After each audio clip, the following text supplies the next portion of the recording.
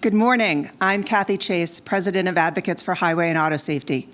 Since 1989, Advocates has brought together public health, safety, consumer and law enforcement organizations, and insurance industry leaders to achieve the shared goal of improving roadway safety for all. Thank you so much for joining us today. We would like to note that this event is being live streamed and recorded, and it is on the record. Following the speaker's remarks, we will take questions from the media. Online viewers wishing to submit a question should use the Q&A link on our website, saferoads.org. Today, we are pleased to release the 2025 Roadmap to Safety Report. This is an annual assessment that is a guide for policymakers and a rallying call for action to address the devastating toll of motor vehicle crashes in the U.S.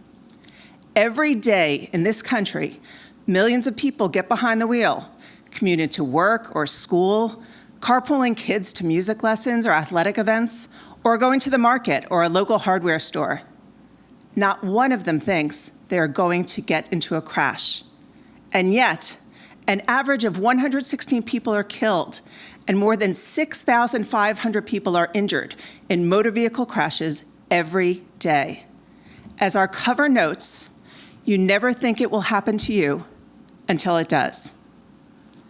Our report highlights stories of survivors, family members, and advocates who join us in efforts across the country to improve roadway safety. Their voices underscore the profound human stakes involved and the need for meaningful change. They are our heroes and the heart of our efforts. Along with the release of the Roadmap Report, we also commissioned a public opinion poll after the recent election to gauge whether the American public was aware of and concerned about the conditions on our roadways and need for improvements as identified in the report. It shows that a strong majority of Americans, 88%, are concerned with roadway safety, regardless of region, age range, or political party affiliation. The poll also shows that nearly 90% of the public doesn't know the magnitude of the problem caused by motor vehicle crashes, but they have a deep and definite understanding about leading dangers on our roadways. Our report on the poll findings is available on our website as well. At the federal level, some progress was made this year with a requirement for automatic emergency braking, or AEB, on new passenger vehicles as standard equipment starting in 2029. This will be a game changer in preventing fatalities, injuries, and associated costs. But more must be done in 2025. Action to require additional life-saving safety standards in new vehicles, as mandated in the Bipartisan Infrastructure Investment and Jobs Act, enacted 3 years ago, is overdue. The Roadmap Report details actions needed by the U.S. Department of Transportation and the incoming 119th Congress. On the state level, the gaps are equally urgent. This year, we added a new issue, red light running, which resulted in more than 1,100 fatalities in 2022. I'm disappointed to report that not a single state has implemented all 18 essential safety laws and provisions. In total, 533 safety measures are urgently needed. The report rates all 50 states and DC in each issue area as red, yellow, or green based on their progress toward adopting the optimal laws and provisions. They are then given an overall rating. By doing this, we aspire to motivate state lawmakers to prioritize improving the safety of their constituents as they begin to shape their agendas for the 2025 legislative sessions. With traffic fatalities at alarmingly high levels and effective solutions within reach, we offer this report to turn around the drastic and deadly consequences of crashes that we all think will never happen to us until they do. I'd like to welcome today's speakers to share their insights, and I would like to thank Advocates Board of Directors, represented here by Consumer Co-Chair Jack Gillis and Insurer Co-Chair Matt Gannon, for their invaluable support. Thank you. It is now my pleasure to welcome Jack Gillis. Jack is a longtime consumer advocate who currently serves as the Consumer Co-Chair of Advocates Board of Directors and Board Chair at the Center for Auto Safety. For a decade, he was a consumer correspondent for NBC's Today Show and a columnist for Good Housekeeping and Child Magazine. We are privileged to benefit from Jack's unique insights and are glad he can be with us today this morning. Thanks, Jack. Thank you, Kathy. Again, I'm Jack Gillis, Consumer Co-Chair of the Advocates for Highway and Auto Safety and former Executive Director and CEO of the Consumer Federation of America. CFA is an association of more than 250 nonprofit organizations across the country working to advance consumer interests through research, advocacy, and education. For 40 years, I produced the Car Book, which was created under the Carter administration as a guide to buying a safe and reliable vehicle. So I understand the work it takes to put out a comprehensive annual report like the Advocates Roadmap to Safety. By issuing this critical comparative resource, the Advocates' goal is to motivate state and federal leaders to take the action needed to improve safety and save the lives of their constituents. I've worked on enacting consumer protections throughout my entire career, and I've seen the tragic impact that car crashes have on America's families. However, there is also an enormous impact on our wallets. The Advocates' Roadmap clearly identifies the massive economic costs of these crashes, having reached a staggering $417 billion. Breaking that down on an individual basis amounts to a crash tax of nearly $1,300 for every single person in the United States. Those dollars are coming out of our pockets. And for the average person, it's equal to about 7 months' worth of gas. Another revealing part of the Roadmap report addresses the use of seatbelts. Seatbelts are the first line of defense against injury or death in vehicles and in vehicle crashes. In spite of their undeniable effectiveness, 1/2 of the vehicle occupants killed in crashes did not have their seatbelts buckled. Seatbelt use, backed by clear, consistent seatbelt laws that require all occupants to buckle up, is a proven lifesaver. We have some work to do in this area because only 21 states and the District of Columbia have enacted all occupancy primary enforcement belt laws. To the 29 states lacking this proven lifesaver, we urge state legislators to update your seatbelt laws in 2025 and save lives. In addition to seatbelt laws, the Roadmap report covers other major threats to public safety on our roads and comparatively rates the states on addressing these threats. Each state's overall rating can be seen here on the map. The good news is that the Roadmap report shows 6 states, Louisiana, Maryland, New York, Oregon, Rhode Island, and Washington, along with the District of Columbia, as achieving a green light. That's the highest rating, indicating the best progress towards adopting the countermeasures needed to save lives. The majority of states, 35, received a yellow light or caution because improvement is needed. And 9 states, Idaho, Michigan, Missouri, Montana, Nebraska, Nevada, Oklahoma, South Dakota, and Wyoming received a red light, indicating that they are significantly lacking in the adoption of the recommended life-saving laws.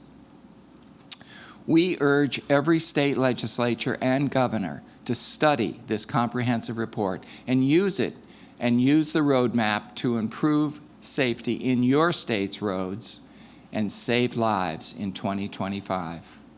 Coupled with vehicle safety improvements and safe roadway infrastructure programs, progress can be made toward a future where everyone gets home safely every time.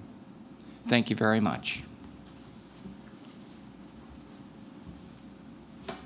Thank you, Jack. Next, we will hear from Minnesota Representative Samantha Sensamura, who is joining us via Zoom. She has served in the House of Representatives since 2023 and made history as the first Japanese American elected to the Minnesota legislature. She serves on 4 committees, including the Transportation, Finance, and Policy Committee, and is a champion for traffic safety. Thank you so much, Representative Sentimura, for joining us today. So I'm Representative Samantha Sentimura, and I proudly represent Minneapolis in the Minnesota House of Representatives. Thank you to Advocates for Highway and Auto Safety for inviting me to join today's event to release the 2025 Roadmap to Safety. As a legislator, I know firsthand that this report is an important tool to help identify the leading traffic safety issues and proven countermeasures, and to mark states' progress in adopting them. With an estimated 418 motor vehicle crash fatalities in Minnesota last year, I knew that action was needed to make our roads safer. That's why I sponsored a bill to upgrade our child passenger safety law and another bill to permit speed safety and red light cameras on our streets. I am proud that these provisions were incorporated into other legislation and were signed into law. Tragically, motor vehicle crashes are a leading cause of death among children. Keeping children rear-facing until at least 2 years old helps to protect their head, neck, and spine in the event of a crash. Additionally, children through age 12 should always ride in the rear seat. Minnesota now requires this, and I encourage my colleagues in the 26 states lacking a rear-facing until at least 2 law and the 45 states lacking a rear seat law to take action to keep our most vulnerable road users safe, as well as to educate and provide clear guidance to parents and caregivers. The Roadmap to Safety report also highlights the importance of automated enforcement programs to curb speeding and red light running. Speeding is one of the major contributors to crashes and is a factor in almost 30% of fatal crashes in my state as well as throughout the country. Red light running is also a major threat on our roads. In 2022 in the U.S., 1,149 people were killed in red light running crashes, and more than 107,000 were injured. Cameras are a proven life-saving technology. Speed safety cameras alone reduce the likelihood of a crash resulting in death or serious injury by 19%, and red light cameras decreased fatal red light running crashes by 14%, and all deadly crashes at signalized intersections by 21%. At a time when nearly everyone walks around with a camera in their phones and in their pockets at all time, it is time to use them to stop crashes and to save lives. I am pleased that Minnesota made progress in this year's report, and I hope to build on that in the next legislative session. I challenge all state legislators to join me and use the Roadmap to Safety as a go-to guide as we prepare for the next session, because the only acceptable number of traffic deaths is 0. Thank you. Thank you so much, Representative. Our next speaker is Tasha Hairston Springs. Tasha is a leading advocate against distracted driving, who shares her personal story with the hopes of making change and inspiring others to stay focused behind the wheel. Tasha has fought for legislation to combat distracted driving in the North Carolina legislature. You can read our profile of Tasha and her story on page 35 of the online version of the report. We are so grateful to have Tasha as a partner and so glad she could join us today. Thank you, Kathy. Thank you, advocates. My name is Tasha Hairston Springs. I'm honored to be here with advocates to release this critical report, which shines a spotlight on the urgent need to address distracted driving and improve safety on our roadways. I am the CEO and founder of Mindfully Aware Driving Solutions. I'm also Advocacy and Outreach Director with the African American Women Trucking Association and a proud Families for Safe Streets ambassador, lobbying for change. But the most importantly, I'm a wife, a mom, and a grandmother. On October 17, 2012, my life changed forever. I was driving to meet someone for a date. My daughter started texting me about her cell phone bill. It was due that day, and she was pleading with me to pay it. I texted her back. I thought I could text and drive without consequences, a belief I've learned is all too common. Before I realized what was happening, I collided with an underpass going 70 miles per hour, which sent my car slamming into another vehicle with 2 passengers inside. I wasn't wearing my seatbelt, and my driver's side window was down. The force of the crash partially ejected me out of the window.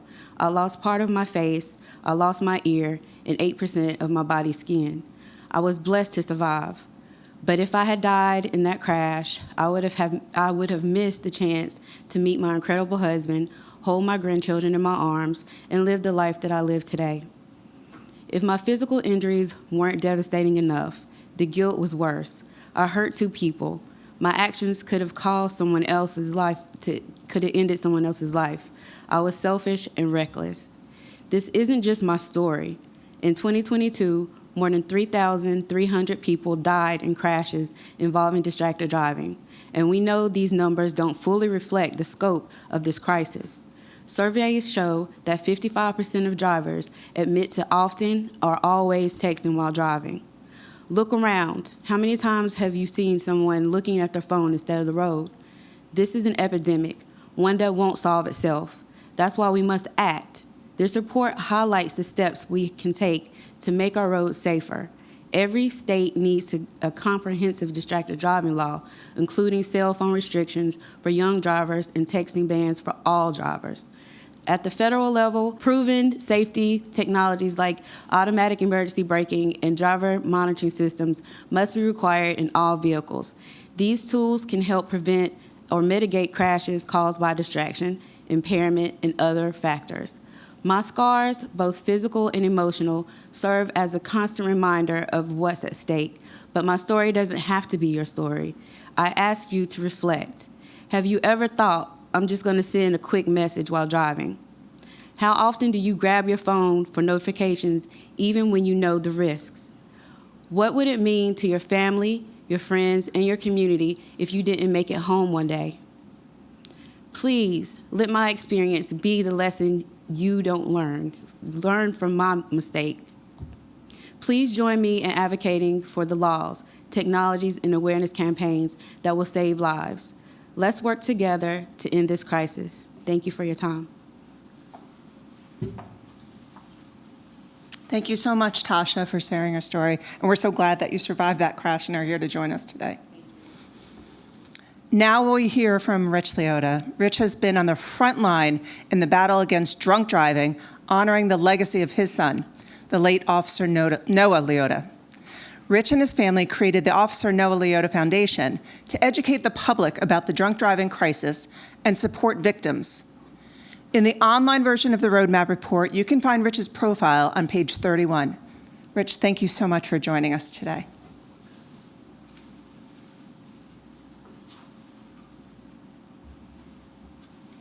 Do this. Works? Good. Good morning. I'm Rich Liotta, and I'm glad to join you here to unveil the Advocates Roadmap and Safety Report. But I truly wish I didn't hold a figurative ticket to this event. I'm here today because of the loss of my 24-year-old son, Officer Noah Liotta. A drug and impaired driver hit Noah while he was working on the Montgomery County, Maryland Police Department's Holiday Alcohol Task Force to prevent the exact crime the crash that killed him. Earlier this week, we marked the 9th anniversary of the day of the senseless, preventable crash that took Noah's life, just as his life was taking off. He was kind, he was compassionate, a young man who had found his calling as a police officer. He wanted to save lives. Noah had a lifetime of caring and good work ahead of him. Our loss is the community's loss, the police, the department's loss, and so much more. He had a lifetime.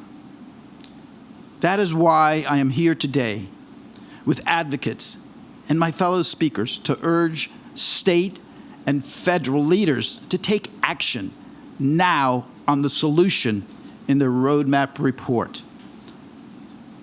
in the 2015 year that Noah was killed, our home state of Maryland did not have common sense laws requiring all convicted drunk driving offenders use ignition interlock devices, or known as ID. The technology stops an offender from driving if they have consumed alcohol to protect them and others on the road.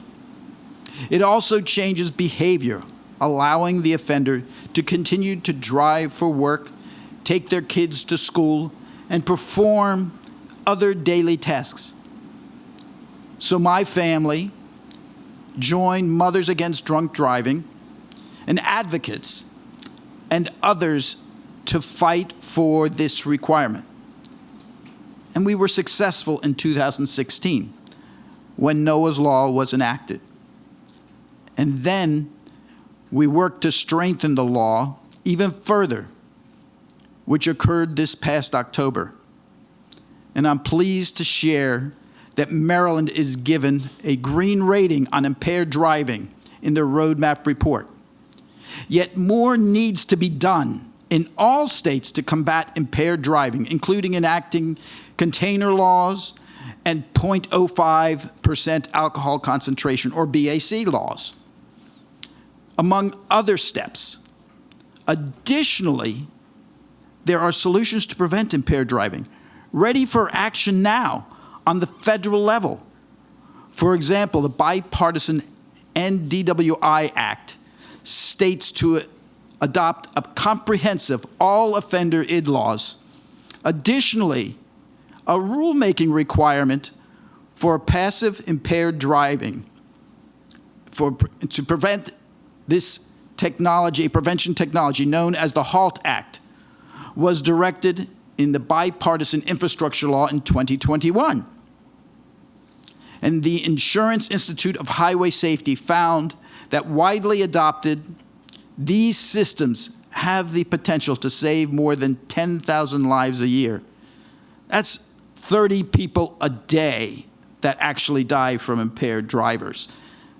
To put that in a more realistic number, that could be anybody that's sitting beside you. Now, we need to get these upgrades, state and federal laws, and we need these rules to be enacted, to be done now, to save families from this type of loss, this type of heartache, this type of grief that I carry with me every day, and so many others are forced to endure for the rest of their lives. There's no more excuses for not getting this done. No more delays. You know, this report is about saving lives. There's so many things in this report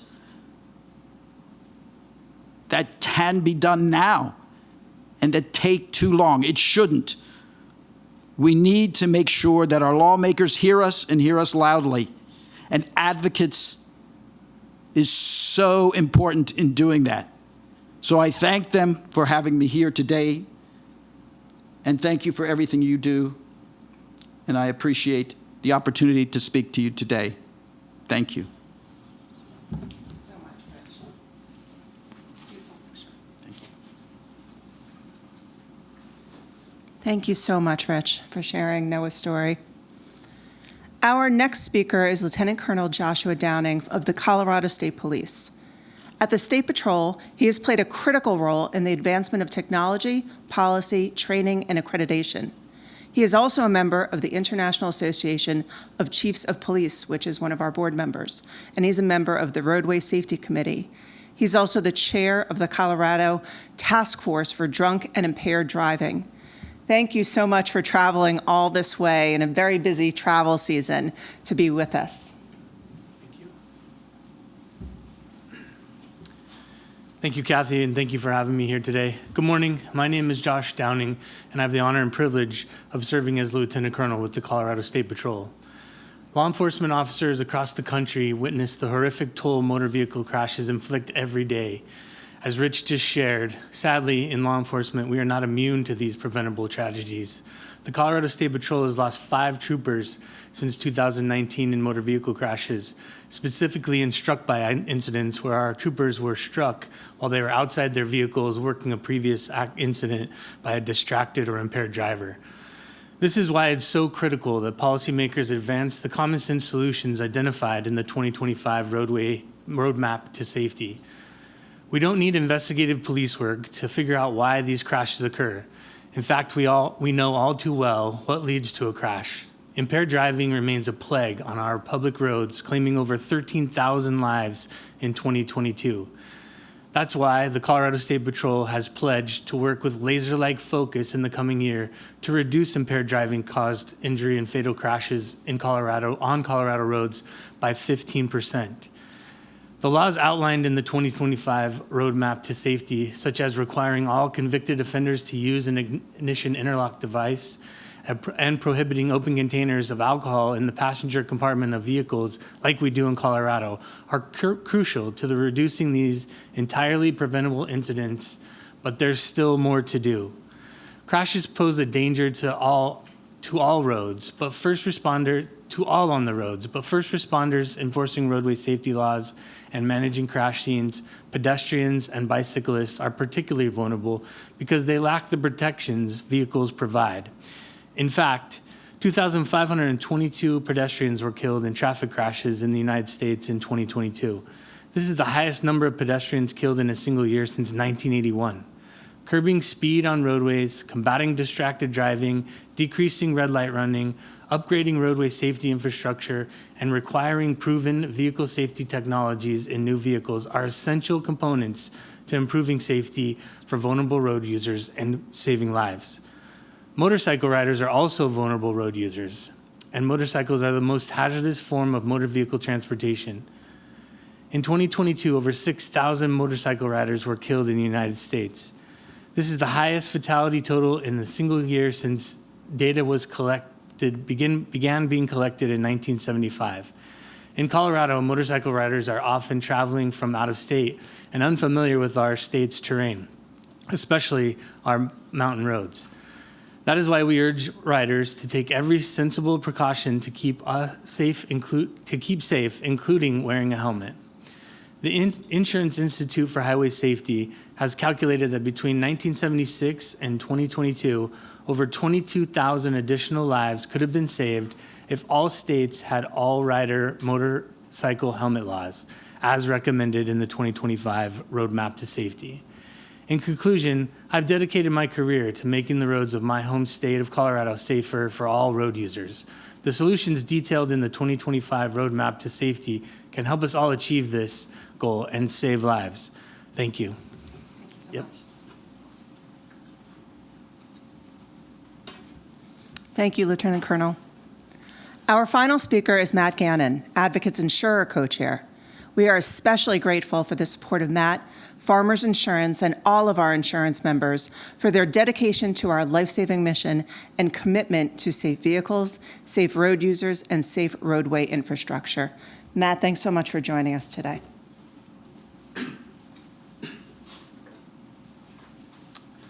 Thank you, Kathy, and good morning. I'm Matt Gannon with Farmers Insurance, and Farmers is a long-standing, proud member of the Advocates Board of Directors, and I'm honored to serve as the insurance co-chair here today.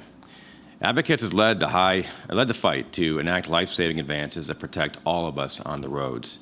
These wins require resourcefulness, determination, and persistence, and the resulting effective track record speaks volumes. But much more work is done. Consider that by the end of today, 116 more deaths will occur on the road. 6,500 more people will be injured by crashes on our roadways. Stop to think about that number. It's staggering. 116 deaths, 6,500 injuries today, and then tomorrow, and then the next day, and on and on and on. But this is why the 2025 Roadmap to Safety report is so important. The local, state, and federal solutions identified in the report, when implemented effectively, will meaningfully mitigate the devastating outcomes of crashes. Now, as a parent who one day teaches children to drive, and that day seems to be rapidly approaching, the issue of novice, teen, and young adult driver safety is both professional and personal. Young drivers lack the experience and skill to navigate the complexities of our roadways. Having them learn to drive in settings with fewer risks, which is what graduated driver's licensing or GDL programs do, makes the difficult and dangerous times safer. GDL laws allow young drivers to gain skills while minimizing hazards like distraction from a device, multiple riders, and driving during the most dangerous times of day. The optimal GDL programs, rated in the report, includes the most comprehensive and research-based provisions and yield safety outcomes. And yet, the report shows that every single state needs improvements to their programs. With more than 5,300 people killed in crashes involving a young driver and more than 180,000 young drivers injured in crashes in 2022 alone, verified solutions are necessary. So today we encourage all states to review their GDL laws and take action to upgrade them. On the federal level, proven safety technology should be standard equipment in new vehicles. The Insurance Institute for Highway Safety has found that if all crashes with teen drivers were equipped with front crash prevention, such as automatic emergency braking or AEB technology, approximately 1/3 of crashes involving a teen driver, injured teen drivers, or teen driver deaths could be prevented. 1/3. The new final rule for the AEB issued earlier this year by the U.S. Department of Transportation is a big step in the right direction, but more vehicle safety improvements must follow to achieve these reductions. Finally, I'd like to thank, in thanking advocates, I wish personally to thank Tasha and Rich for sharing your personal stories. Your personal tragedies have inspired you to act and to save future lives, countless lives and countless tragedies that we won't know because they don't happen because of your work. So thank you so much. There's no time to waste. No time to waste on employing safety solutions to save lives. Fortunately, thanks to the work of advocates, the roadmap report shows us the right steps to take to do so. Thank you.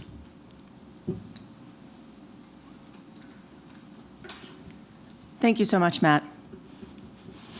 I want to thank our tremendous lineup of speakers. Their expertise and experiences provided context for the urgent need to take action on the recommendations in the roadmap report. Before we turn to questions from the press, I'd like to conclude by mentioning specific efforts that every state and DC prepare to convene their 2025 legislative sessions. Some promising bills and efforts are already underway or anticipated, including seatbelt improvements are expected to be considered in Georgia, Massachusetts, New Jersey, Ohio, and Virginia. And measures to better protect child passengers are anticipated in Alabama, Iowa, Massachusetts, Missouri, New Hampshire, and DC. An effort to upgrade novice teen and young adult driver safety in California is backed by a strong coalition. Bills strengthening ignition interlock device laws, like the one that Rich mentioned, for all impaired driving offenders are happening in California, North Carolina, Pennsylvania, and several states are expected to consider lowering the blood alcohol concentration, or BAC, while driving limit to 0.05%, including Connecticut, Hawaii, New York, North Carolina, and Washington. Distracted driving upgrades in Massachusetts, North Carolina, Oklahoma, and Rhode Island, and legislation to permit or expand the use of automated enforcement to curb speeding and red light running, as well as reductions in speed limits, have ticked up across the country in recent sessions and should continue because they are urgently needed. To those states considering weakening or repealing proven traffic safety laws, such as all rider motorcycle helmet laws and seatbelt requirements, we urge them to reject such efforts in order to keep our roadways safe. We urge states and localities to pursue significant funding to upgrade roadway infrastructure safety that is currently available through 2026 due to the bipartisan infrastructure law. As the 119th Congress commences in January and discussions about the possibility of the next transportation reauthorization bill begin, we urge congressional leaders to prioritize the vehicle and infrastructure safety improvements in our report. In fact, just last night, we met with a number of members of Congress in an awards ceremony and discussed these very issues. Any rolling back of motor vehicle safety standards for passenger vehicles and trucks must be resisted. Lastly, the U.S. Department of Transportation must continue to fulfill its role in addressing the roadway safety epidemic by swiftly advancing congressionally mandated standards for proven safety vehicle technologies, including the alcohol detection system that you discussed, Rich. Verified technological solutions coupled with state traffic safety laws and roadway infrastructure improvements to protect all road users will deliver urgently needed safety gains. Thank you so much. Before we turn to questions from the media, I'd like to just thank a few people, including Advocate's outstanding staff for their team effort, including Shane Austin, Kathy Barzy, Lisa Drew, Tara Gill, Sean Kildare, Peter Kurdak, and Omar Masood. I'd also like to commend our fantastic support team of Bill Braunrott of Braunrott Communications, Jamie Douglas of Daylight Communications, Doyle Printing, Kim Levinson, and Windrose Media for their contributions to the production, publication, and promotion of the report. We now welcome questions from the press, and I've just been handed one about laws in New Jersey, specifically about upgrading from 50 to 70 hours of supervised driving. I'd like to talk about that question because New Jersey was one of just a few, I believe 3, laws that had no requirement for behind-the-wheel practice before they enacted last year a law that we worked really hard with, including with a number of students from Indian Hills High School to advance. Behind-the-wheel practice is so important. So what these students shared with us is, they're on the basketball team. And you don't just get out on the court and play a game. You practice, or with an instrument that you play. You don't just, start and play a full piece of music. You have to practice the chords and the notes. Similarly, it's essential that students, young drivers, get practice behind the wheel in less dangerous situations so that they can learn how to drive. Now, is 50 hours optimal? No, but it's certainly better than 0. So you can bet that we are going to continue to urge the New Jersey State Legislature to even improve upon the law that they already enacted, which was certainly a step in the right direction. Was there another question?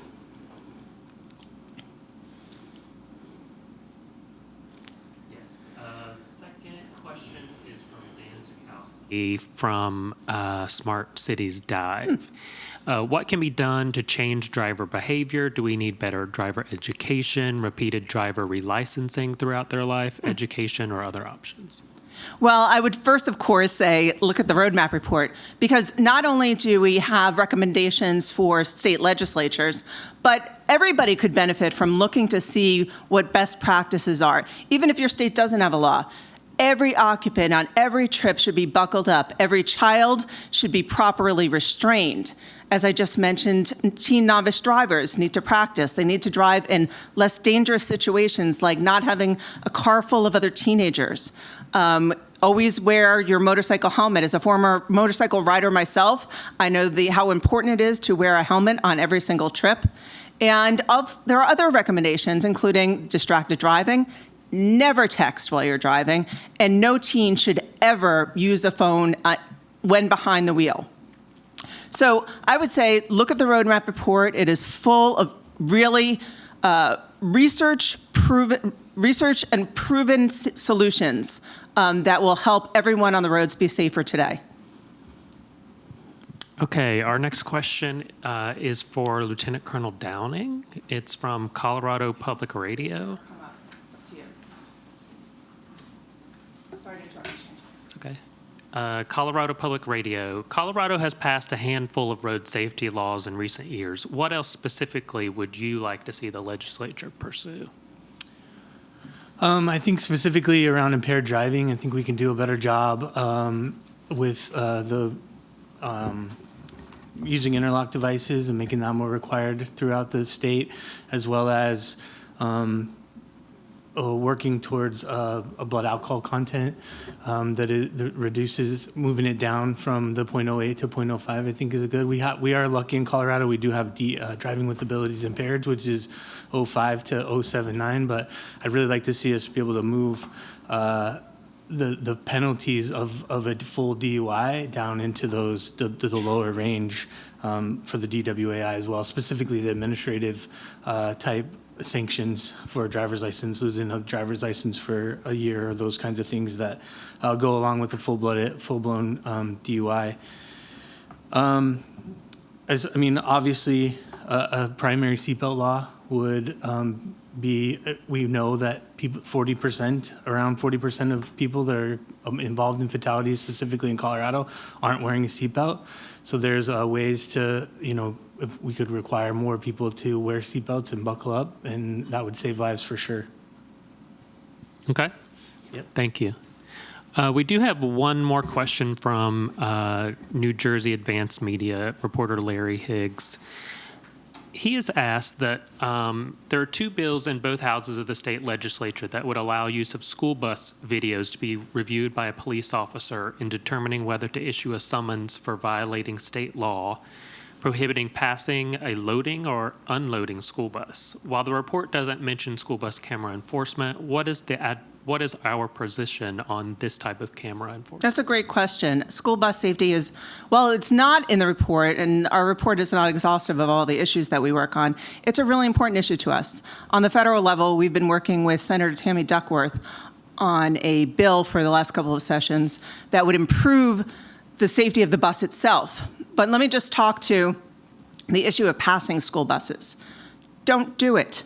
There is nothing more important than letting children get safely onto a bus when they are going to and from school. There is nothing more important in your drive. If you have to get somewhere and you're late, you wait for the school bus lights to go down.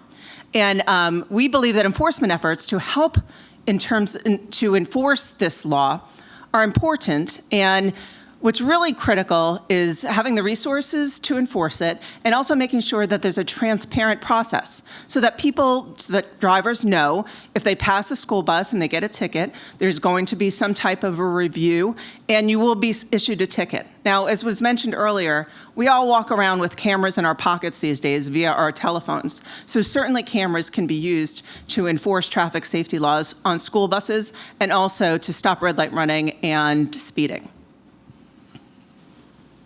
That's all we have right now. Okay, well, thank you so much to everyone who tuned in today. We really appreciate your support. Again, take a time to review our roadmap report. It is full of some really great recommendations that will save lives every day, and drive safely.